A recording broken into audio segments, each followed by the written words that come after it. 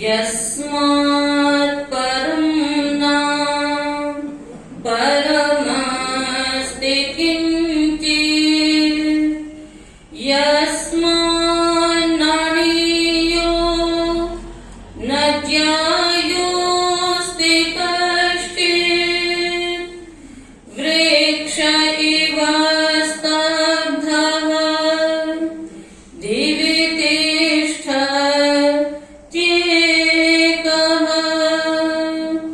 तेनेदं पूर्णं पुरुषेण सर्वम्। ॐ मा चिदन्यत् विशंसत सखायो मार्षण्यत इन्द्रमित्स्तोता वृषणं स चास्तुते मुहुरुक्था च शंसत। ॐ शान्तिः शान्तिः शान्तिः।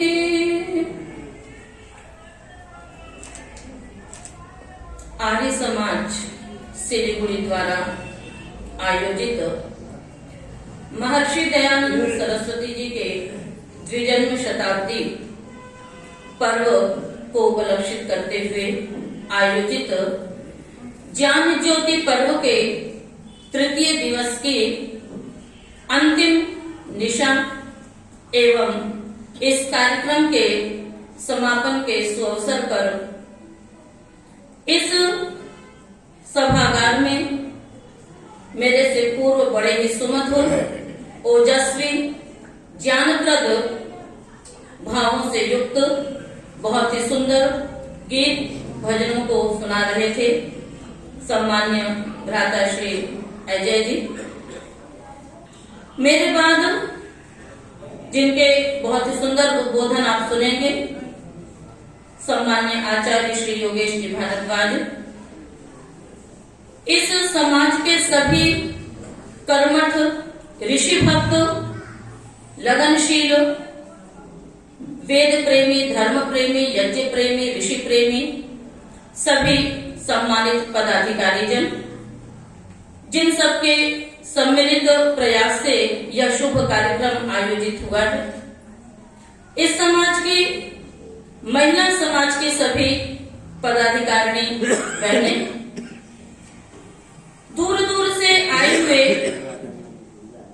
ऋषिगण से उर्रण होने के लिए जो यहाँ पर अपने मन में अपने हृदय में ज्ञान ज्योति जलाने के लिए आए हुए सभी सुधी श्रोतृवृंद और न केवल सिलीगुड़ी से अपितु दार्जिलिंग नेपाल और भी दूर दूर से आए हुए सभी सम्मानित सुधी श्रोतृवृंद। बहुत ही सुंदर कार्यक्रम विगत 3 दिनों से चल रहा है और इस कार्यक्रम को जिस लिए आयोजित किया गया है उसका उद्देश्य आप सब जानते हैं। महर्षि दयानंद सरस्वती जिनका जन्म लगभग आज से 200 वर्ष पूर्व हुआ था। जिस समय उनका जन्म हुआ वो स्वयं भी नहीं जानते थे कि उनके द्वारा कितना बड़ा कार्य होना है या पूरे भारत में ही नहीं अपितु विश्व में उनके कार्य की दुंदुभी बज जाएगी, डंका बज जाएगा। न तो ये वो स्वयं जानते थे, न उनके परिवार के लोग जानते थे और न ही किसी को ऐसा कुछ आभास था। किंतु ये सब चक्र होना है, व्यवस्था होनी है और जब भी इस धराधाम पर विचित्र प्रकार की कभी किसी रूप में कभी किसी रूप में बहुत ही अशांति, अधर्म, अराजकता व्याप्त होती है, परमपिता परमेश्वर किसी न किसी को निमित्त बना करके भेजते हैं। हमें नहीं पता होता है, किंतु परमेश्वर को मालूम है कि हमें अपनी दुनिया को किस प्रकार से सुरक्षित और संरक्षित रखना है, तो इसकी योजना वहां पर चलती रहती है। अस्तु, जिस समय महर्षि दयानंद सरस्वती का आगमन हुआ, मूल शंकर, पहले वो मूल शंकर थे, किंतु उस समय की स्थिति का वर्णन नहीं कर रही, क्योंकि महर्षि दयानंद सरस्वती ने उस समय कुछ ऐसा सोचा नहीं था। किंतु जब शिवरात्रि की वो रात्रि आई और महर्षि दयानंद सरस्वती के हृदय में एक विचार उत्पन्न हुआ, उस समय तक भी उनके दिमाग में ये चीज नहीं चली होगी, किंतु धीमे धीमे पहले तो वो सच्चे शिव की खोज में निकले और मृत्यु पर विजय प्राप्त करने की चिंता केवल उनके पास थी। उन्होंने घर का परित्याग देश को सुधारने के लिए नहीं किया था। जब उन्होंने दिल का परित्याग किया, उस समय तो एक ही उनके अंदर जिज्ञासा थी कि हमें सच्चे शिव को प्राप्त करना है। और दूसरी जो घटना घटित हुई थी, उनके बहन की मृत्यु और उनके चाचा की मृत्यु, तब उनके मन में यह संकल्प था कि हमें मृत्यु पर विजय प्राप्त करना है। किंतु निकले वो इस मार्ग पर थे और धीमे धीमे धीमे धीमे जब उन्होंने समस्त संसार का भ्रमण कर लिया, अनेक गुरुजनों के पास गए और जो उनके सच्चे गुरु मिले, दंडी स्वामी गुरुवर गिरजानंद जी, और जब उनसे उनकी शिक्षा दीक्षा पूर्ण हुई और उसके बाद जब वो लौंग लेकर के उनके पास पहुंचते हैं और उस समय दंडी स्वामी गुरुवर गिरजानंद जी ने उनसे जो दक्षिणा मांगी, गुरु दक्षिणा मांगी, उस समय उन्होंने ये संकल्प लिया कि मुझे इस देश से अज्ञान और अंधकार को दूर करना है। और वस्तुतः उस समय की जो स्थिति थी, सर्वत्र ही अधर्म का वातावरण, सर्वत्र अराजकता, सर्वत्र अशांति, कोई भी सुख शांति आनंद का कहीं पर भी लवलेश नहीं था। हम पराधीनता की बेड़ियों में जकड़े हुए थे।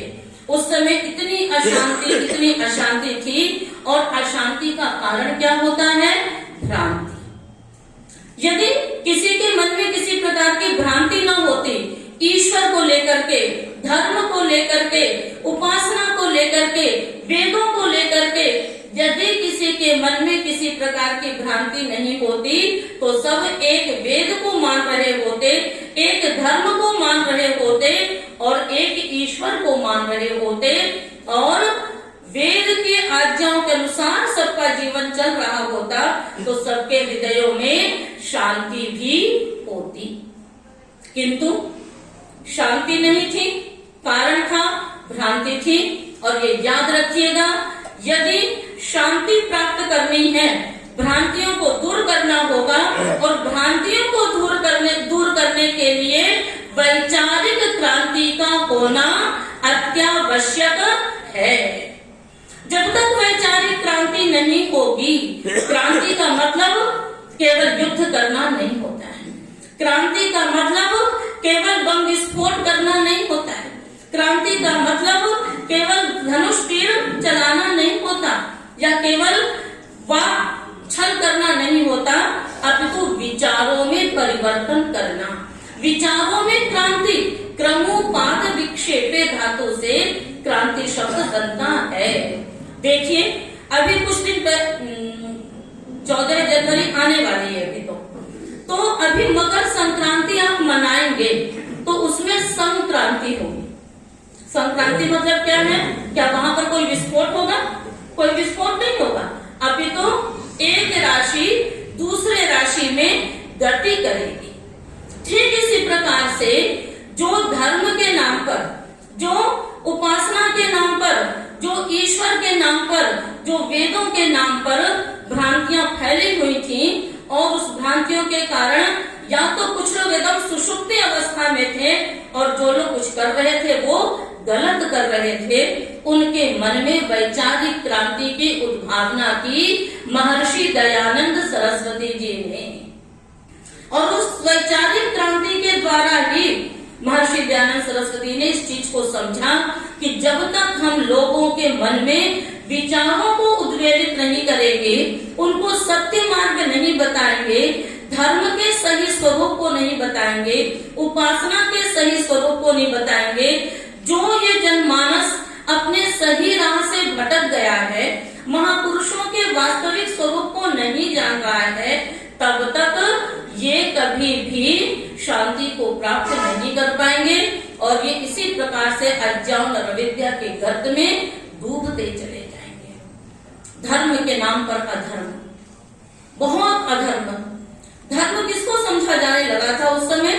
केवल कि जो कहीं मंदिरों में जाकर के घंटा घड़ियाल घुमा ले और पूजा आरती दीप दिखा ले, सोचा गया कि ये बहुत बड़े धार्मिक हैं। अलग अलग संप्रदाय, उन सबको धर्म के नाम पर जाना जाने लगा। महर्षि दयानंद सरस्वती ने जब सत्यार्थ प्रकाश ग्रंथ की रचना की, उन्होंने स्पष्ट कहा, क्या कहा? उस ग्रंथ में ही लिखा कि मेरा उद्देश्य कोई अपना मत पंथ संप्रदाय चलाना नहीं है, अपितु जो सत्य है उसको सत्य कहना और जो असत्य है उसको असत्य कहना ही मेरा उद्देश्य है। महर्षि दयानंद सरस्वती ने अपने वैचारिक क्रांति का जो आधार बनाया, उसके लिए उन्होंने बहुत अच्छी दिशा दी। कोई भी धर्म गुरु है जो अपने को या तो भगवान का दर्जा देते हैं या फिर अपने को सर्वश्रेष्ठ बनाते हैं, जगत गुरु का दर्जा देते हैं, वो ये सोचते हैं कि मैंने जो कहा वो सत्य कहा, और उनके अनुयायी भी ये सोच लेते हैं बाबा वाक्यम प्रमाण, उन्होंने जो कहा सत्य कहा। किंतु महर्षि दयानंद सरस्वती ने ये नहीं कहा कि तुम मेरी बातों को मैंने कहा है इसलिए मान लो, अपितु उनको वेद की तुला पर, तर्क की तुला पर पहले उसको तोलो, फिर उसके बाद उसको मानो। यदि मेरी भी कही हुई बात यदि वेद के विरुद्ध हो तो उसको नहीं मानना। महर्षि दयानंद सरस्वती ने स्पष्ट इस बात को कहा है। यानी महर्षि दयानंद सरस्वती किसी भी पूर्वाग्रह से ग्रस्त होकर के किसी को जबरदस्ती अपनी बात मनवाने का दावा नहीं करते हैं। महर्षि दयानंद सरस्वती ने धर्म की बड़ी सीधी सादी परिभाषा बताई है, कोई बहुत कठिन परिभाषा नहीं है। वो क्या है कि जिसका कोई विरोधी ना हो वो धर्म है। महर्षि ने और कुछ भी नहीं कहा कि जो इसको माने वो धर्म है, जो ये करे वो धर्म है, जो भगवान को माने बस वही आर्य है, ऐसा कुछ भी नहीं कहा। महर्षि ने कहा कि जो किसी का विरोधी ना हो वो धर्म है, और अपने ग्रंथों का, अपने विचारों का आधार बनाया वेद। अब आप थोड़ी सी मैं आपके सामने चर्चा करूं कि महर्षि दयानंद सरस्वती ने जो भी बातें कही हैं वो कैसे वेद के अनुसार है। और महर्षि ने केवल वेद की बातों का ही खंडन नहीं किया, अपितु अन्य जो उस समय मत पंथ संप्रदाय चल रहे थे उनका भी विश्लेषण किया, और उनका विश्लेषण करते हुए उनमें जो सत्य बातें हैं, कई लोग कहते हैं कि जो बौद्धों में क्या बुराई है, वो तो अहिंसा की ही उपासना करते हैं। तो ऋषि ने बताया कि अहिंसा की जो बात है वो वेदों में है। वेद कहता मां हिंसा सर्वभूतानि। जैन यदि हिंसा की बात करते हैं तो वेद कहता है मां हिंसा सर्वभूतानि। यानी जो भी अन्य धर्मों में, अन्य मतों में, अन्य पंथ में, अन्य संप्रदाय में यदि सत्य बातें हैं तो वो किसकी हैं? वेद की हैं। और जो भी बातें गलत हैं वे वेद विरुद्ध हैं। और हमारा जो धर्म ग्रंथ है, हमारा जो आदर्श ग्रंथ है, हमारा हो, यदि हमारे आदर्श पुरुष महापुरुष हैं, राम और कृष्ण हैं, तो उनका भी आदर्श कौन था? वेद था। आप राम के चित्र की पूजा करते हैं, उनके चरित्र की पूजा नहीं करते। महर्षि ने ये बताया कि आप अपने महापुरुषों के चरित्रों की पूजा करो। अभी मैं राम और कृष्ण के विषय में भी चर्चा थोड़ा सा बाद में करूंगी। मैं धर्म की ही चर्चा पहले कर रही हूँ। तो धर्म का तात्पर्य महर्षि ने ये बताया। आपको मैं कभी छोटी सी घटना बताती हूँ कि मैं अक्टूबर महीने में दिल्ली में थी, और दिल्ली में वहां पर एक अभी वो बना है, वेद पार्क बना है। जब हम वेद पार्क से लौट रहे थे तो जिस गाड़ी में थे उस गाड़ी का जो ड्राइवर था वो कौन था? मुसलमान था। अब देखिए वैचारिक क्रांति कैसे होती है। ऋषि ने जो कहा उसको मैं भी आगे आपको चर्चा करती हूँ। वैचारिक क्रांति कैसे होती है मैं आपको ये बताना चाहती हूँ कि उसमें ड्राइवर था वो मुसलमान था। उसी गाड़ी में ही मेरे पास फोन आता है, कहीं के कार्यक्रम के लिए, चंडीगढ़ के कार्यक्रम के लिए फोन आया, आर्य समाज की बात चली। तो उसने मेरे से प्रश्न किया ये आर्य समाज क्या है? तो मैंने बताया, मैंने कहा, तो उसने बताया कि मेरा जहाँ घर है उसी के बगल में ही आर्य समाज भी है। तो आप लोग आर्य समाज में क्या करते हैं? तो मैंने बताया कि इस प्रकार से उसमें बातें होती हैं और हमें देश के प्रति, धर्म के प्रति, एक दूसरे के प्रति क्या कर्तव्य है, ये सारी चीजें बताई जाती हैं। परिवार की जो शिक्षाएं हैं उनमें वो बताते हैं कि पुत्र को पिता का किस प्रकार से आज्ञाकारी होना चाहिए, पति पत्नी को परस्पर कैसे रहना चाहिए, ये सारी बातें हमने उससे चर्चा की। जब उनसे इन बातों की चर्चा हुई तो आपको आश्चर्य होगा वो सुनकर के क्या कहता है। उसमें मैंने ये भी बताया कि हम लोग सारे संस्कार कराते हैं, वैदिक विवाह पद्धति से जब ये पाणी ग्रहण संस्कार होता है उसमें इसी प्रकार की शिक्षाएं दी जाती हैं। तो वो मुसलमान कहता है कि काश मेरा विवाह भी इसी पद्धति से हुआ होता। सोचिए, वो कहता है कि काश मेरा विवाह भी इसी पद्धति से हुआ होता। तो मैंने कहा क्यों? तो कहता है कि मेरा 3 साल पहले विवाह हुआ था और अब मेरा तलाक हो गया है और मैं अपने पुत्र को बहुत प्यार करता था, किंतु वो पुत्र मेरे से दूर हो गया है। यदि उसको ये शिक्षाएं मिलती तो मेरी पत्नी मुझे छोड़ करके नहीं जाती। मैंने कहा बात बिल्कुल सही है, और ये मेरा स्वभाव है कि मैं जाते जाते या तो ट्रेन में होती हूँ तो बच्चियों से उच्चारण करके संध्या करवाती हूँ। कुछ ऐसी पुस्तकें साथ में लेकर के जाऊंगी कि जिसमें ऐसी बातें हो और उन पर जल्द नहीं चढ़ाती हूँ ताकि सामने बैठे हुए देखें कि मैं क्या पढ़ रही हूँ।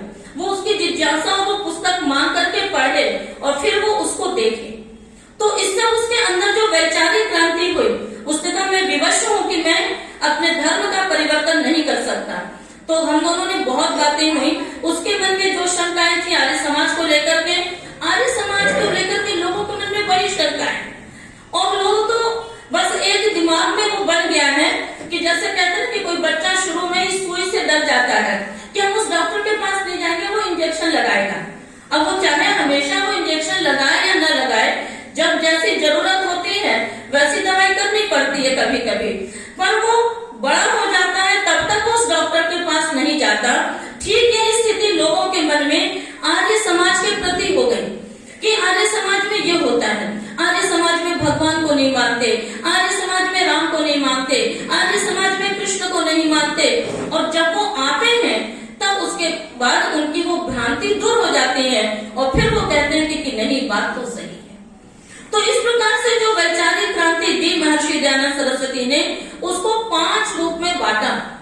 महर्षि दयानंद सरस्वती ने अपने वैचारिक क्रांतियों को 5 रूप में बांटा।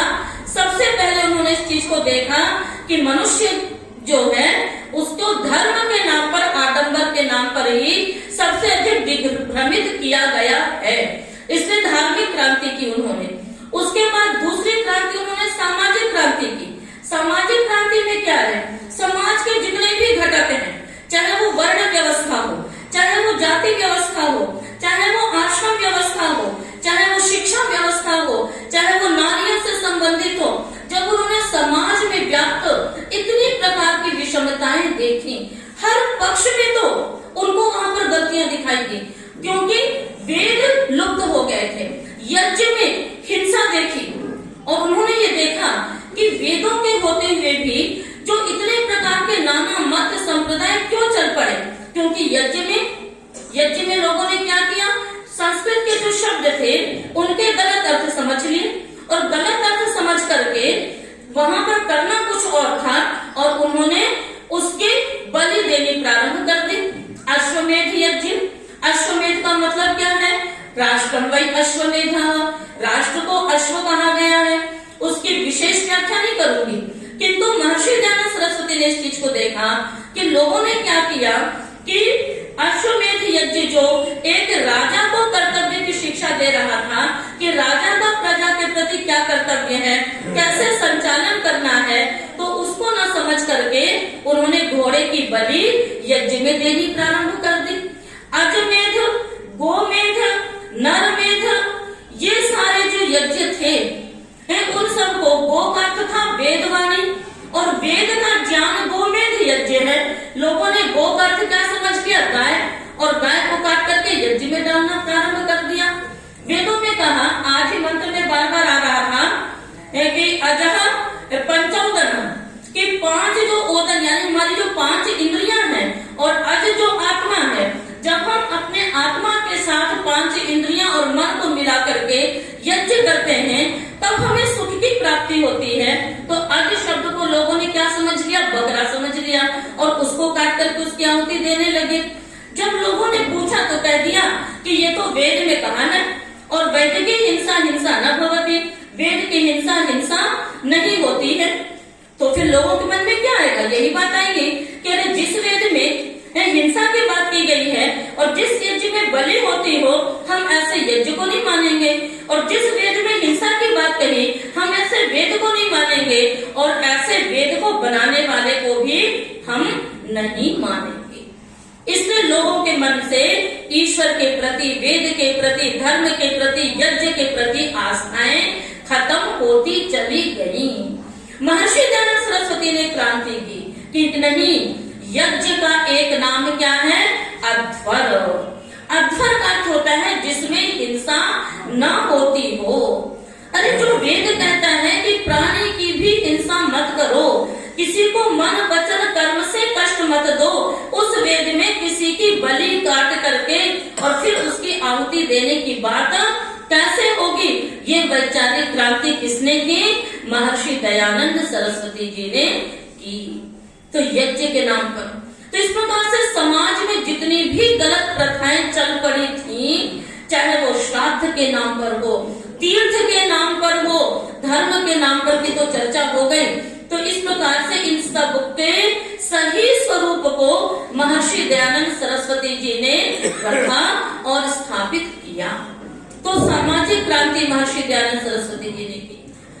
आज हम उनकी चर्चाएं तो करते हैं, किंतु अपने जीवन में हम उसको कितना अपनाते हैं हमें ये भी देखना होगा। तीसरा आधार उनका शैक्षणिक क्रांति का था। महर्षि दयानंद सरस्वती ने इस चीज को देखा कि शिक्षा का जो स्तर है वो बहुत ही विपरीत दिशा में जा रहा है, और क्योंकि संतान की पहली गुरु माता होती है और नारियों को ही शिक्षा से वंचित कर दिया गया है, यह बहुत, ये देश के लिए बहुत हानिकारक है।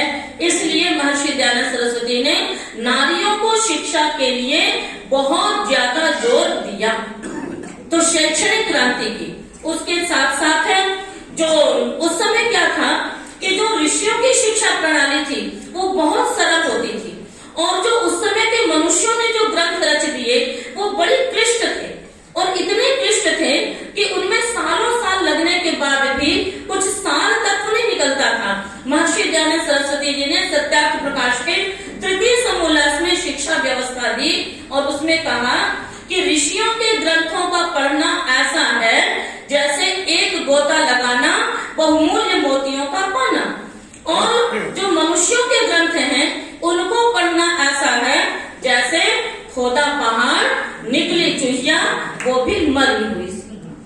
तो अब आप सोचिए कि लोगों ने भाषा के जाल में इतना फंसा दिया, जो दर्शन हमें ईश्वर के स्वरूप को बताते थे वो केवल भाषा में फंसा करके रख दिए, और जिन दर्शनों में हमें आस्तिकता का समावेश था, सारी विद्याएं थी, उनका इतना विकृत रूप बना दिया।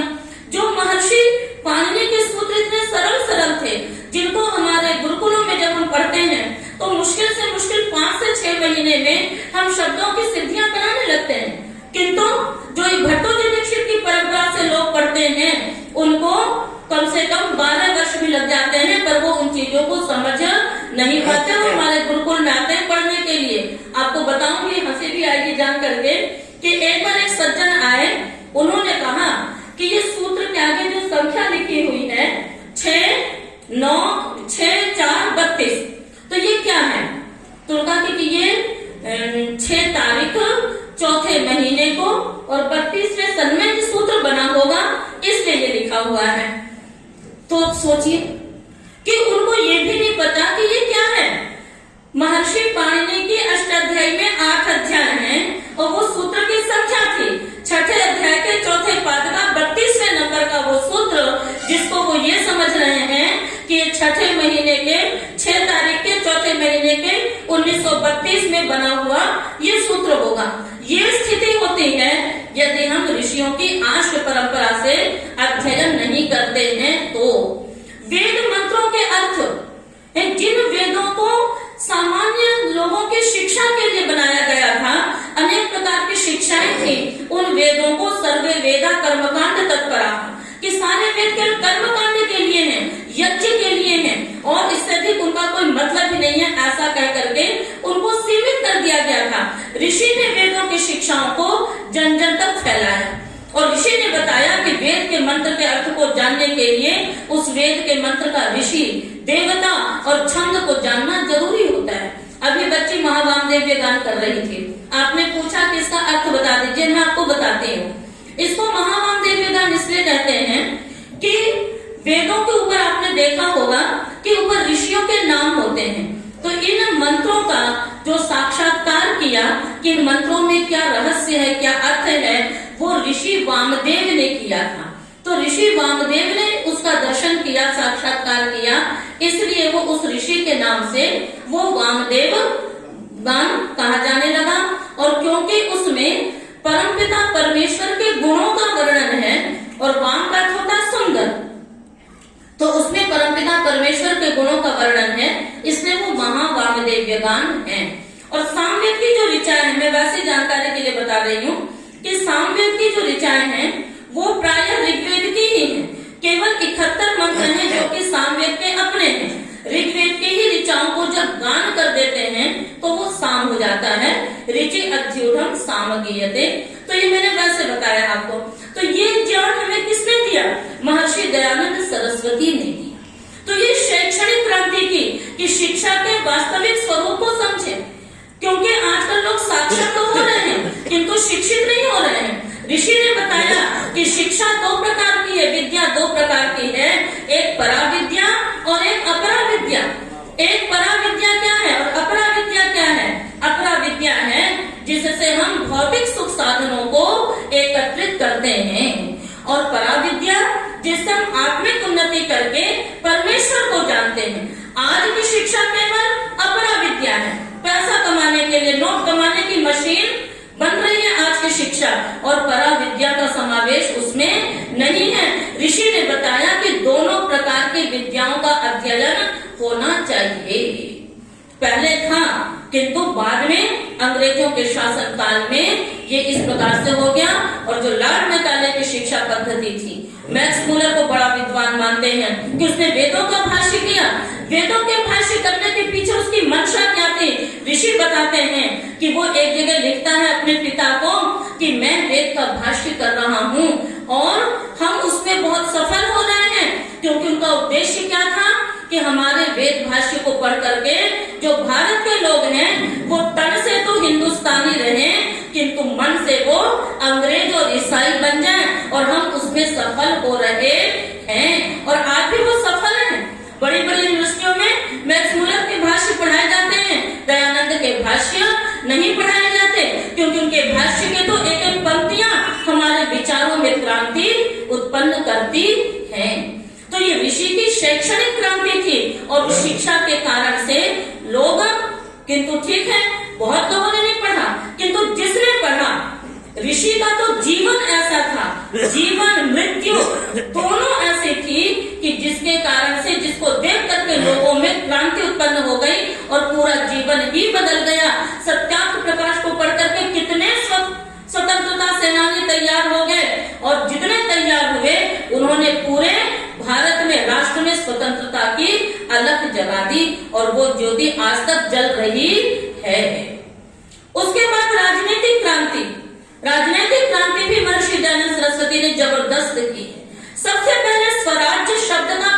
ही महर्षि दयानंद सरस्वती ने किया, अपने सत्यार्थ प्रकाश ग्रंथ में किया, अपने प्रवचनों में किया। और उन्होंने इस चीज को समझा कि जब तक इस देश के वासी स्वाधीन नहीं होंगे, स्वतंत्र नहीं होंगे, और तब तक वो कभी भी सिर उठा करके जी नहीं सकेंगे।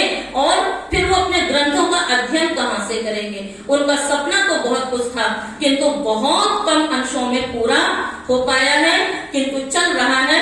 हम निराश नहीं है, किंतु आशान्वित हैं, और हमें उसको पूरा करना भी चाहिए। तो ये राजनैतिक क्रांति, और एक क्रांति महर्षि दयानंद सरस्वती ने और की थी, और वो क्या थी? आर्थिक क्रांति। उनके क्रांतियों के ये 5 स्वरूप मैंने बताए आपको। आर्थिक क्रांति के अंतर्गत था, ऋषि चाहते थे कि हमारा देश अर्थ के रूप में भी स्वतंत्र हो जाए। इसीलिए गोकरुणानिधि पुस्तक लिखी गई, और गोकरुणानिधि पुस्तक में उन्होंने बताया कि एक गाय से कितने मनुष्यों का कितना कल्याण हो सकता है। और इस प्रकार से उन्होंने बहुत सारे कार्य किए। तो तात्पर्य कहने का यह है कि महर्षि दयानंद सरस्वती ने जो क्रांति उस समय जला करके और हम लोगों के हृदयों में उत्पन्न की है, उसको हम लोगों को आगे चलाए रखना है। आप देखिए और मिशनरियों को, वो कैसे कार्य करते हैं। उन्होंने तो वो क्रांति की ज्वाला जला दी, हमें भी दूसरों के अंदर वो क्रांति की ज्वाला जलानी है। वो लोग कैसे कार्य करते हैं। मैं एक बार रुड़की से आ रही थी, रुड़की में मेरा 9 दिन का प्रवचन हुआ। वहां से जब हम चलने लगे तो हमें बहुत सारे सत्यार्थ प्रकाश दिए गए, वो मैंने अपने झोले में रख लिए, और हम ट्रेन में बैठे हुए थे। फिर वही ट्रेन में प्रातः काल हुआ, मेरे साथ 2 कन्याएं थी, हम लोगों ने संध्योपासना की। तो सामने ट्रेन में सीट पर एक व्यक्ति बैठा हुआ था, उसने हमें एक छोटी सी पुस्तक दी। और वो पुस्तक क्या थी आपको पता है? वो पुस्तक थी बाइबल, हिंदी में थी। मैं बहुत दिनों से सोचती थी कि मुझे कहीं से हिंदी में बाइबल मिल जाए, क्योंकि मैं तब तक उस विषय पे नहीं बोलती जब तक मैं उसका अध्ययन नहीं की हुई होती हूँ। तो बाइबल मेरे हाथ कभी लगी नहीं थी। जब वो बाइबल मेरे हाथ लगी तो मुझे बड़ी खुशी हुई। मैं कहा चलो मैं पढ़ूंगी। उन्होंने कहा कि आप इसको पढ़िए, आपको अच्छा लगेगा। मैंने थोड़ी देर उसको देखा, पलटा, क्या शेर की बातें पढ़ी। खैर मैंने जब उसका समय आने लगा उतरने का, मैंने उसको पुस्तक पकड़ाई तो उसने कहा नहीं, आप इसको अपने पास रखिए, आपके काम आएगी। मैंने कहा ठीक। मेरे पास सत्यार्थ प्रकाश था, मैंने सत्यार्थ प्रकाश उठाया, उसमें अपना नाम लिखा, फोन नंबर लिखा, और जिस समोल्लास में ईसाइयों के बारे में महर्षि दयानंद सरस्वती जी ने लिखा है उसको मोड़ करके और प्रारंभ में चिन्ह लगा करके मैंने वो उसको पकड़ा दिया। मैंने कहा आप इसको रखिए, ये आपके काम आएगा। और सुनिए आगे, उन्होंने उस पुस्तक को रख लिया, ग्रंथ को, वो भी उतर गए, हम भी उतर गए। अगले दिन फोन आता है उस व्यक्ति का, और वो कहता है कि आपने जो निशान लगा करके हमें पुस्तक प्रदान किया था, मुझे बहुत सारी बातें उसमें सत्य लगी, मुझे कुछ जिज्ञासा है, मैं आपसे मिलना चाहता हूँ। मैंने कहा स्वागत है, मिलिए। वो इलाहाबाद का व्यक्ति था, वो इलाहाबाद में उतर गया, हम वाराणसी में उतरे थे। वो एक दिन बाद आया, उसने कहा कि मुझे इसमें ये सारी बातें सत्य लग रही है, और जो कहा है इसमें गलत नहीं कहा है। मैं वस्तुतः आपके धर्म को स्वीकार करना चाहता हूँ, किंतु मुझे अपने गुरु से पूछना पड़ेगा, उनके जो गुरु होते हैं पादरी, उनसे पूछना पड़ेगा। तो मैंने कहा कि बहुत अच्छी बात है, पर आपको ये बता दूं कि हमारा कोई धर्म नहीं है, ये वैदिक धर्म है, और ये सारी बातें इस प्रकार की हैं। और उसके बाद 1 सप्ताह बाद उसने फोन किया, तो उस समय वो ये कह के गया कि मैं इन बातों का, इन प्रश्नों का उत्तर मैं वहाँ प्रश्न करूंगा, यदि मेरे गुरु इन बातों का समाधान कर देंगे तब मैं आपको वहाँ बुलाऊंगा, यदि वो समाधान नहीं कर पाएंगे तब मैं आर्य धर्म को स्वीकार कर लूंगा, वैदिक धर्म को स्वीकार कर लूंगा। 1 सप्ताह बाद उसका फोन आता है कि मेरे पादरी ने इन प्रश्नों का उत्तर नहीं दिया, आप मुझे बताइए मैं वैदिक धर्म कहाँ स्वीकार करूँ। और मैंने इलाहाबाद के ही आर्य समाज का पता बता दिया, वहां पर ही चर्चा हो गई, बातचीत हो गई, और कभी कभी वो संपर्क में फोन हुए कुछ दिनों तक। अब तो अपने उसमें होंगे वो, आगे उन्होंने क्या किया मुझे नहीं पता। तो ये उपाय है कि उसने मुझे दिया। आप भी अपने पास हर समय कुछ ऐसी पुस्तकें रख करके चलिए, चलते फिरते देखिए, जो भी धर्म अध्यात्म से जुड़ा होगा, चाहे वो किसी भी मत मजहब को मानने वाला है, कहीं न कहीं से उसके अंदर अध्यात्म की चिंगारी है। उसको सत्य रास्ता नहीं पता, सत्य मार्ग नहीं पता। आप उसको परखिए कि ये कहीं न कहीं से भटका हुआ है, हमें इसको सत्य ज्ञान देना है। तो जो क्रांति ऋषि ने जलाई थी, जो क्रांति की मशाल ऋषि ने जलाई थी, उसी क्रांति की मशाल को आप भी जला सकते हैं। और इस प्रकार से दीप जलते चले जाते हैं। ये मैंने एक तो उदाहरण दिए आपके सामने। तो आज के युग में भी ये बातें असंभव नहीं है। तो हम सब ऋणी हैं उस महर्षि दयानंद सरस्वती के, कि यदि आज हम यहाँ पर बैठे हुए हैं, आज समाज के विदुषियों को देख करके अन्य मत के लोगों ने भी मंच से विदुषियों से बुलवाना प्रारंभ किया। नहीं तो उससे पहले व्यास गद्दी पे कभी भी कोई महिला बैठ करके भागवत कथा भी नहीं करती थी। ये आर्य समाज की देन है कि उनमें भी महिलाएं व्यास गद्दी पर बैठने लगी हैं। मस्जिद में मुस्लिम महिलाओं को जाने की अनुमति नहीं थी, आज यदि वो जा रही हैं तो वो आर्य समाज की देन है। तो कहीं न कहीं से यदि वो भी शिक्षा को प्राप्त कर रही हैं, चाहे डीएवी कॉलेज हो, चाहे आर्य समाज के विद्यालय हो, कहीं पर भी इन सबका भेदभाव नहीं होता। हर मत मजहब के लोग वहाँ पर जाते हैं और पढ़ते हैं और वेद ज्ञान को सुनते हैं। ये आर्य समाज की देन है। ये महर्षि दयानंद ने जो वैचारिक क्रांति की मशाल जलाई थी, वो आज भी प्रज्वलित है और ये आगे जलती रहे। इसके लिए हम सबको संकल्प लेना है, संकल्पबद्ध होना है। मैं एक बात बड़े दुख के साथ कई बार कहा करती हूँ कि डॉक्टर का बेटा डॉक्टर होता है, इंजीनियर का बेटा इंजीनियर होता है, किंतु विद्वान का बेटा विद्वान बहुत कम निकलते हैं और आर्य के बेटे आर्य बहुत कम निकलते हैं। आप इस बात का चिंतन करिए कि आप स्वयं में हैं, किंतु आपकी परंपराएं उस प्रकार की चलनी चाहिए। यदि गुरुकुल में पढ़ा है तो अपने बच्चों को गुरुकुलों में पढ़ाइए। यदि आप विद्वान हैं तो अपने बच्चों को विद्वान बनाइए। तो महर्षि दयानंद सरस्वती की जो क्रांति की मशाल है, जो आज जल रही है, वो हमेशा जलती रहेगी। और हम तो उस सपने को देख रहे हैं कि जिस दिन सारा विश्व जैसे पहले एक ईश्वर का उपासक था, एक वेद को मानने वाला था और एक ध्वज के नीचे था, वैसे ही पुनः वो युग आ जाए। और यदि हम प्रयास करेंगे तो ऐसा संभव हो सकता है। तो आइए महर्षि दयानंद सरस्वती के प्रति हम कृतज्ञ होते हुए, उनके प्रति ऋणी होते हुए हम इन संकल्पों को ग्रहण करें। और जिस कार्यक्रम का उद्घाटन अपने माननीय प्रधानमंत्री मोदी जी ने दिल्ली में किया था, आप सब भी उसमें साक्षी रहे होंगे। बहुत लोग, मुझे नहीं पता, हम लोग तो थे उस समय, क्योंकि अपनी कन्याओं ने वहाँ पर मंगलाचरण करके वेद मंत्रों का पाठ करके वहाँ पर उस कार्यक्रम का उद्घाटन किया था। उसको बड़े ही उत्साह से और जोश से मनाए। आज प्रातः काल की शोभा यात्रा में आप सबका उत्साह देखने योग्य था और अपने इतने सारे लोग सब पैदल चलते रहे। हम तो सोचे थे कि आज सायंकाल सब आएंगे कि नहीं आएंगे, परंतु मैं तो देख रही हूँ कि सभी यहाँ पर फिर से उसी जोश और उत्साह से उपस्थित हैं। तो ये बहुत ही अच्छी बात है। आप सबने बड़े ही सुंदरता से, भव्यता से इस कार्यक्रम का आयोजन किया है और अभी तो इसकी श्रृंखला चलती रहेगी। सब जगह लोग इस कार्यक्रम को मना रहे हैं।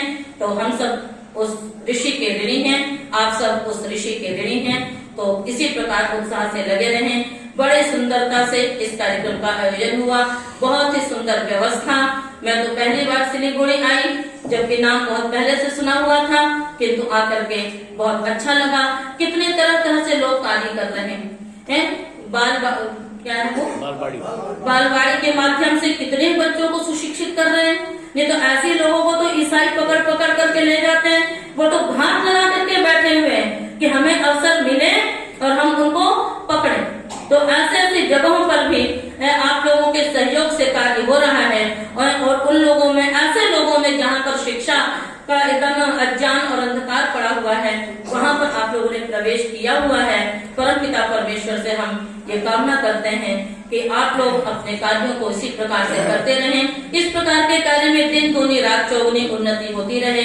परमपिता परमेश्वर आपको सामाजिक और आर्थिक दोनों प्रकार का बल प्रदान करें, दोनों तरह से सशक्त करें कि हम इस प्रकार के कार्यों को आप सब करते रहें। आप सबका बहुत बहुत धन्यवाद, सभी माताओं का, बहनों का, भाइयों का, कि आप सबने बहुत ध्यान से बातें सुनी, बड़ा प्यार दिया, सम्मान दिया और बड़े ही ध्यान से और बड़े ही प्यार से हम लोगों को रखा है।